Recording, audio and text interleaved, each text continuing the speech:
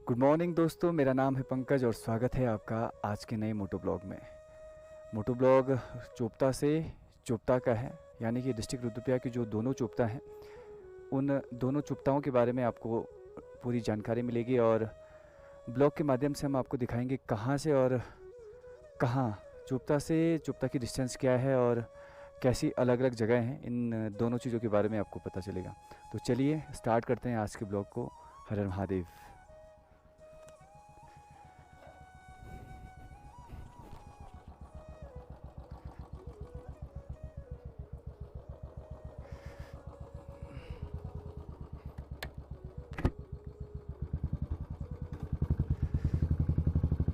हम चोपता से निकल चुके हैं और चोपता से पहुंचेंगे हम ठीक चोपता के लिए, तुंगनाथ चोपता, जो कि मिनी स्विट्ज़रलैंड जिसे कहा जाता है।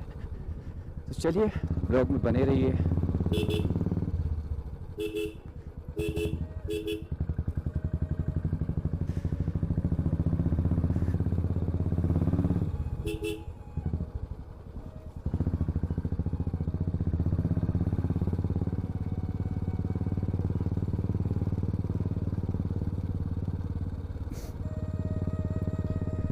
अभी मैं निकला हूँ चोपता से और यहाँ से जाऊँगा रुद्रप्रयाग, वहाँ से चाचा को करेंगे पिक।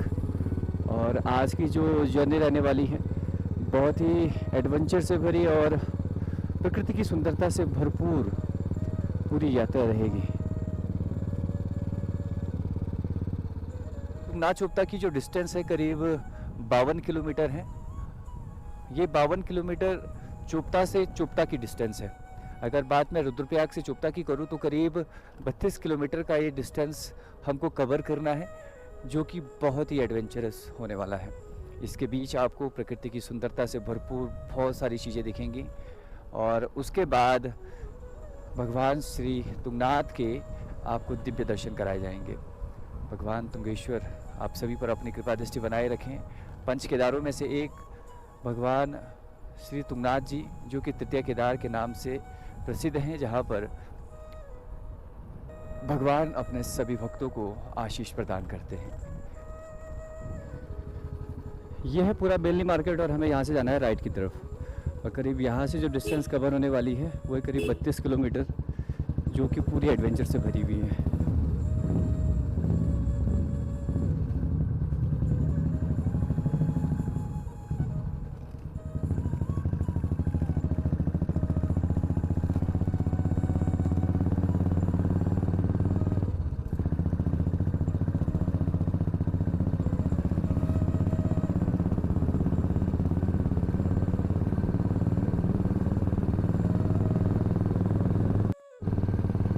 हम अभी एक NH 107 पे हैं और आज से पहले अगर इस रूट की बात करें तो जो कि बहुत ही ख़राब था, क्योंकि यात्रा का मुख्य मार्ग यही है। केदारनाथ यात्रा इसी रूट से संचालित की जाती है और मोदी जी के ड्रीम प्रोजेक्ट में ये सबसे पहले शामिल है। क्योंकि आज से पहले जब भी इस रूट पे यात्रा चलती थी तो घंटों का जाम और तंगी भरा सफ़र रहता था, लेकिन आज आप इस रूट को देख सकते हो, जो कि बहुत ही खूबसूरत बनाया गया है। NH 107 और नेशनल हाईवे जिसकी भी बात करूँ, ऋषिकेश से ऊपर जितने भी हाईवेज बने हैं, मोदी जी के जो ड्रीम प्रोजेक्ट है वो बहुत ही उम्दा है। और बिल्ड क्वालिटी की बात करूँ तो बहुत ही मजबूत। हाँ, पहाड़ों से अगर छोटी मोटी कोई दिक्कतें हैं वो अलग बात है, लेकिन चार धाम योजना के अंतर्गत जितनी भी सड़कें बनी हैं वो बहुत ही लाजवाब बनी हैं। क्योंकि इस सफ़र का पता नहीं है कब आप ऋषिकेश से रुद्रप्रयाग पहुँच जाओ और ऋषिकेश से बद्रीनाथ पहुँच जाओ, सभी के लिए सुविधा हुई है। तो मोदी जी का थैंक यू सो मच आपकी इस ड्रीम प्रोजेक्ट के लिए। देवभूमि उत्तराखंड को जो आपने ये ड्रीम प्रोजेक्ट दिया है, जो कि बहुत ही खूबसूरत है और सभी पर्यटक भी बड़े खुश हैं। जो दिन करीब 2-3 दिन का जाम होता था करीब ऋषिकेश से रुद्रप्रयाग पहुँचने में, यात्री को एक पूरा दिन लगता था, वहीं आज रुद्रप्रयाग से ऋषिकेश की डिस्टेंस इतनी कम हो चुकी है कि हम दिन में 2 राउंड ऋषिकेश के मार सकते हैं।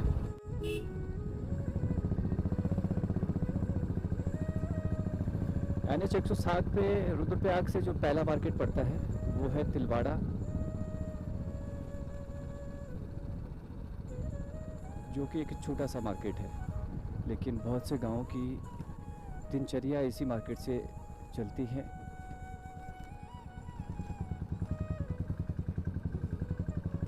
इसके बाद जो हमें नेक्स्ट मार्केट पड़ेगा वो है अगस्त मंडी।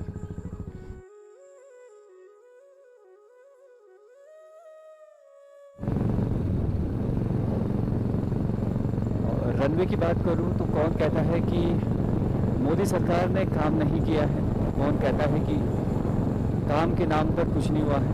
तो हम उन सभी लोगों से कहना चाहते हैं कि आप देवभूमि उत्तराखंड विजिट करें और सबसे पहले यहाँ की जो मुख्य समस्या थी उसके बारे में देखिए।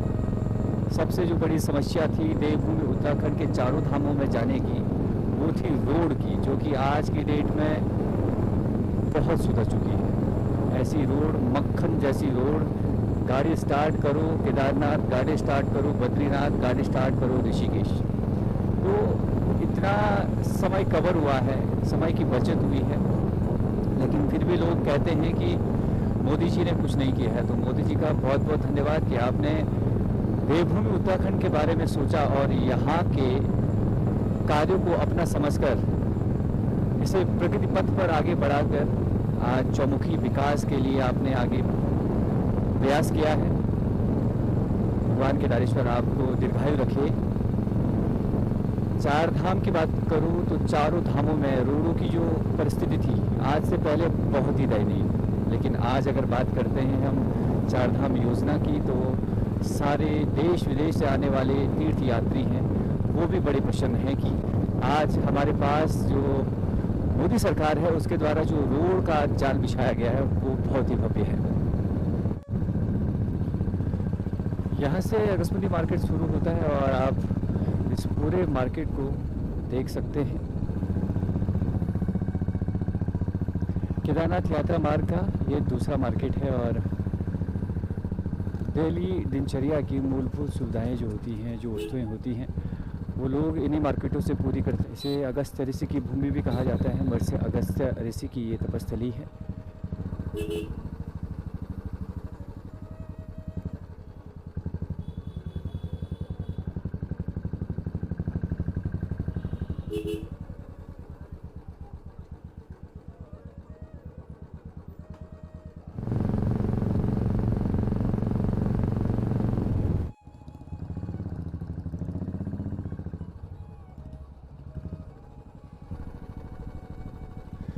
यहाँ से ठीक दाहिनी तरफ जो आपको रोड दिख रही है ये शॉर्टकट है भगवान तुंगनाथ के दरबार तक जाने का। भगवान तुंगनाथ का जो शीतकालीन गद्य स्थल है वो मक्कू मठ, जहाँ पर भगवान 6 महीने विश्राम करते हैं। करीब 10 दिन पहले ये रूट पूरा भरा हुआ रहता था। चार धाम यात्रा चरम पे थी और ख़ास तौर पे बाबा केदारनाथ जी की यात्रा जिसने कि पूरे वर्षों का रिकॉर्ड तोड़ा है। इस साल वर्ष भर सैकड़ों की संख्या में यात्री भगवान केदारेश्वर के धाम को पहुँचे हैं, लेकिन आज फिर वही हाल है इस रूट के।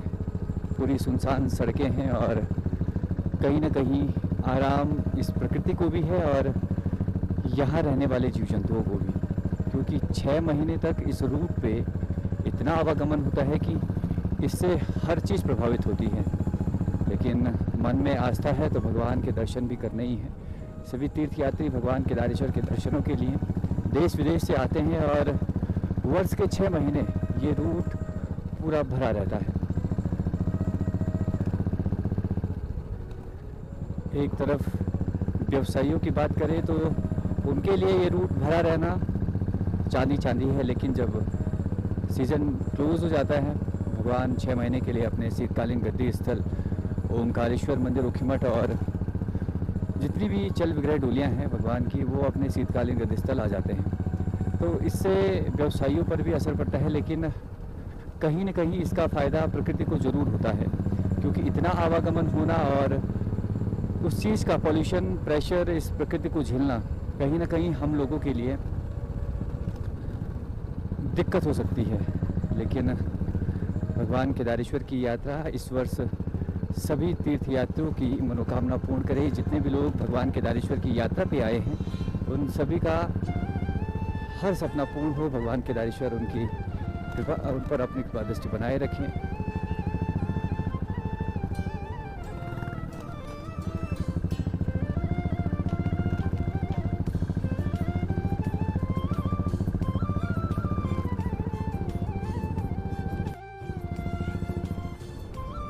यहाँ से केदारनाथ करीब 54 किलोमीटर है और हमें इस पुल से जाना है दाहिनी साइड। इस साइड पड़ा है आपका केदारनाथ वाला रूट काशी से होते हुए, और हमें निकलना है ऊखीमठ के लिए। दोनों ही एक दूसरे के अपोजिट हैं। भगवान केदारेश्वर का शीतकालीन गद्दी स्थल यही ओंकारेश्वर ऊखीमठ में है, जो कि बहुत ही भव्य है। प्रकृति की गोद में बसा भगवान शिव का शीतकालीन गद्दी स्थल ओंकारेश्वर मंदिर बहुत ही पौराणिक है, जहाँ पर श्री कृष्ण के परपौत्र अनिरुद्ध का विवाह हुआ था। वहाँ पर आज भी वो विवाह मंडप है, जिसको देखने के लिए देश विदेश भर से लोग आते रहते हैं। क्योंकि इस वर्ष पूरे 6 माह हमारी जो यात्रा कटी है वो भगवान श्री केदारेश्वर के धाम में कटी है, बाबा की सेवा में कटी है। भगवान केदारेश्वर अपनी कृपा दृष्टि बनाए रखें, जब कल्याण हो। जीवन काल की एक ऐसी यात्रा जिसमें हमने अपने 6 माह भगवान को समर्पित कर भगवान के श्रद्धालुओं को, भगवान के दर पे आने वाले उन भक्तों की सेवा में कार्य करने का अवसर प्राप्त हुआ। भगवान केदारेश्वर अपना आशीर्वाद बनाए रखें।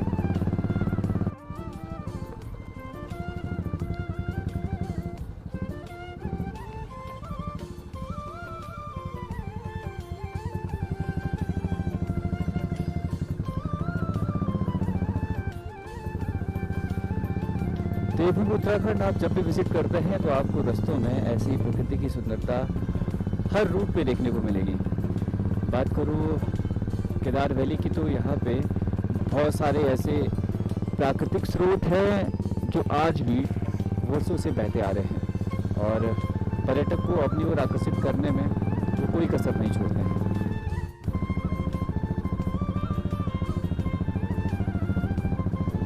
हम पहुँचे हैं ऊखीमठ और हमें सबसे पहले जाना है भगवान श्री केदारेश्वर के शीतकालीन गद्दी स्थल ओंकारेश्वर मंदिर ऊखीमठ के लिए।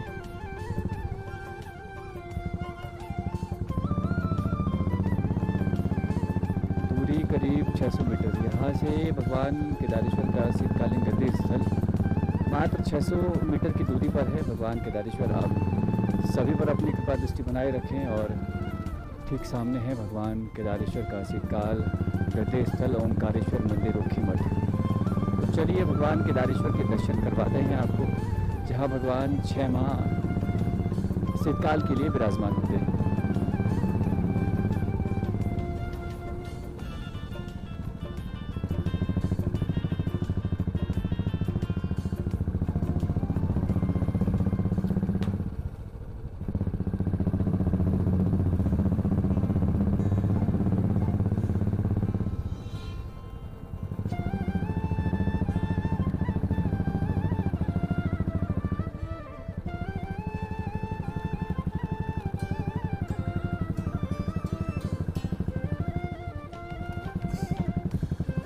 लो जी भैया, हम तो पहुँचे हैं ऊखीमठ और भगवान केदारेश्वर के शीतकालीन गद्दी स्थल के आप सबको करवाते हैं दर्शन।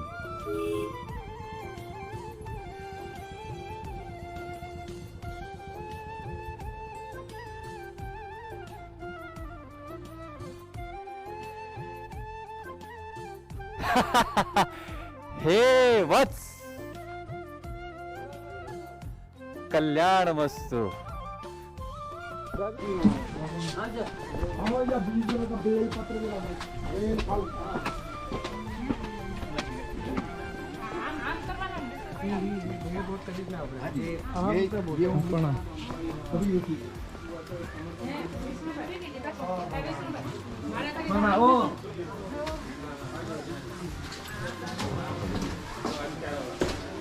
कराची से आ जाइए।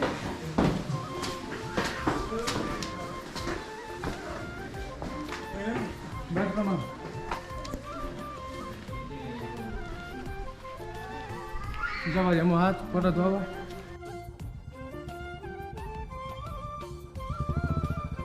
जय श्री केदार, हर हर महादेव।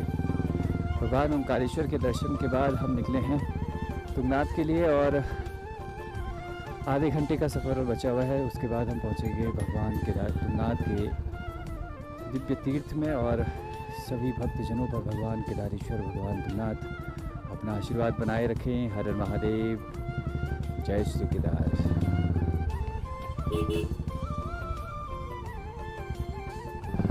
मुखीमठ से चोपता की जो दूरी है वो करीब 27 किलोमीटर है और चोपता से पहले पड़ता है सारी गांव, जहां पर देवराताल जाने के लिए जो मुख्य पड़ाव पड़ता है वो है सारी गांव। वहाँ से करीब 3 किलोमीटर का ट्रैक है जो देवराताल तक जाता है, जो कि बहुत ही खूबसूरत जगह है। उस लेक में चौखंबा का प्रतिबिंब आप स्पष्ट रूप से देख सकते हैं। दूसरा, इन खूबसूरत से पहाड़ों में एक बार फिर से आप सभी का स्वागत है। और आज की जो वीडियो है बड़ी इंटरेस्टिंग होने वाली है, क्योंकि हम जिस डेस्टिनेशन पे जाने वाले हैं वो है चोपता तुंगनाथ, जो कि बहुत ही खूबसूरत है। चोपता वाले मेन रूट से आपके लेफ्ट में कट गया है देवराताल के लिए और हम निकलेंगे सीधे आगे। थोड़ी देर में हम उन खूबसूरत जंगलों के बीच पहुंचेंगे जो कि हर पल गुनगुनाते रहते हैं। एक प्रकृति का अपना संगीत और उसके बीच पक्षियों की जो चहचहाट होती है, उन सभी का आप भरपूर आनंद।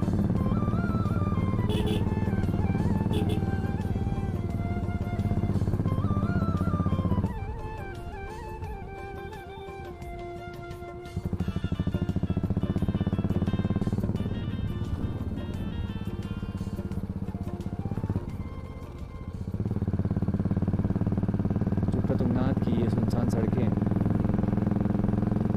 सभी का वेलकम कर रही हैं कि आने वाले विंटर्स में आप सभी लोग बड़ी ही संख्या में आकर स्नोफॉल का आनंद लें और दिव्य देवभूमि में आकर अपने जीवन को धन्य करें।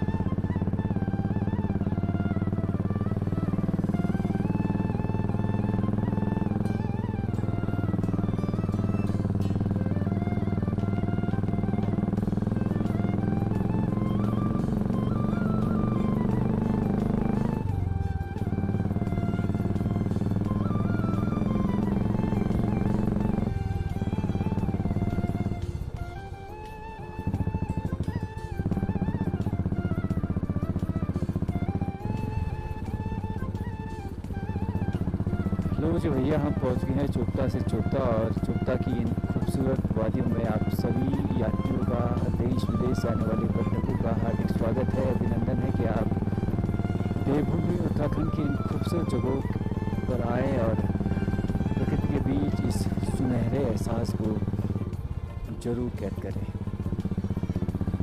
यहाँ से चोपता का पूरा मार्केट शुरू हो जाता है और आप इस डाउन सीजन में भी देख सकते हैं कि कितने लोग आज भी यहाँ पहुँचे हुए हैं। वर्ष भर चोपता में यात्रियों का तांता लगा रहता है, जो कि रोज़गार के लिए भी एक बहुत सुखदायी आयाम है। तो लोग पहुंच चुके हैं चोपता मार्केट में और यहीं से शुरू होती है भगवान तुंगनाथ तृतीय केदार की पैदल यात्रा। हर हर महादेव।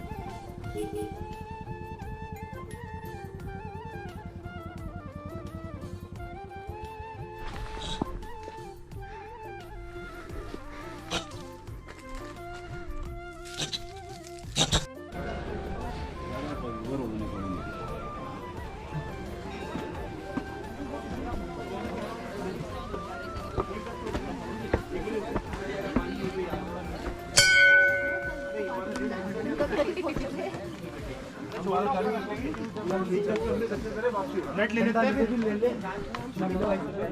अभी वाला जो है ना नया, अभी थोड़ा सा उसके पैर में जोर है, ये सब थोड़ा प्रैक्टिस चल चुका है वो, उसको पता है।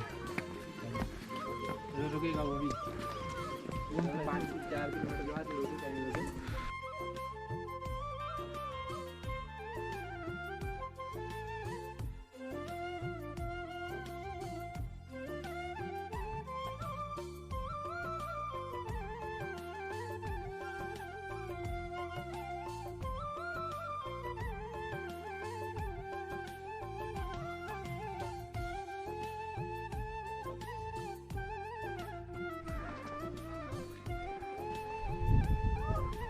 नानू आगे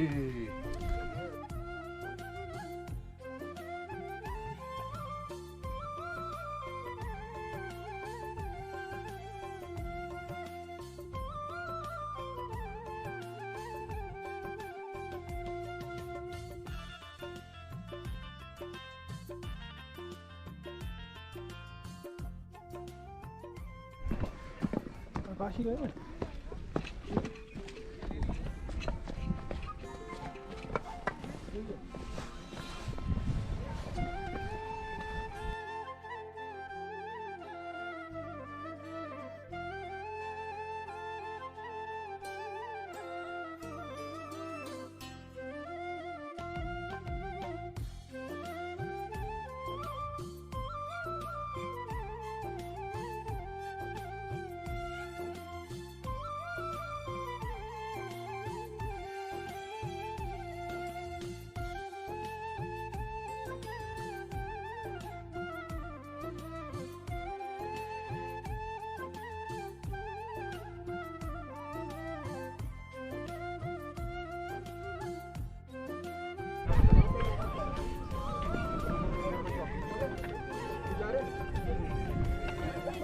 ज़्यादा ऊपर